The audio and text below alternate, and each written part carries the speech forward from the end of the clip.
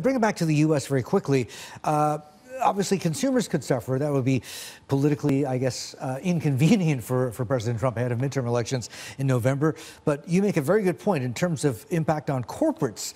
Profitability is one thing, but in terms of a voice and a lobby, you think the corporates in the U.S. are probably the only group or faction who can make the president back down. It's not as though they're not trying now. How much more can they do or should they be doing? Absolutely. I think they are the only ones who can do this. We have to keep in mind that Trump is a reality show president, so optics are very important to him. And we saw that with the Harley-Davidson case over the weekend. Harley-Davidson threatened to move some jobs abroad. Now, the entire motorcycle sector accounts for about 10,000 jobs in the U.S., which is a drop in the bucket.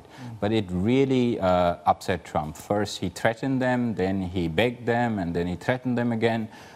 So if the corporations, many of whom are located in the so-called red states, start threatening to move production abroad, start complaining, then the narrative then becomes very difficult for Trump. And Trump cares about stories and narratives. He does not care about data and facts. So my key insight is don't bring data to a Twitter fight. You will lose.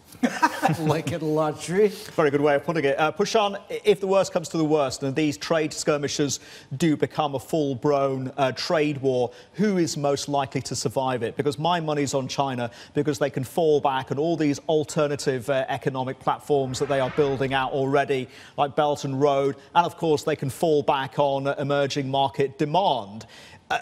Do I have the right assessment, or does China suffer equally? So I think China suffers equally because China is much more export dependent than the US is. Okay, so the US now is a relatively closed economy.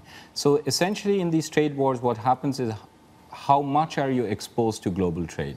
Countries which are not exposed to global trade or sectors which are not exposed to global trade will do fine. So the US, the economy is in rude health. Unemployment is low, inflation is low. So actually, whereas we see some signs of slowing down in China, so in the short term, it's not clear to me that actually China will suffer less. In the long term, you're probably right.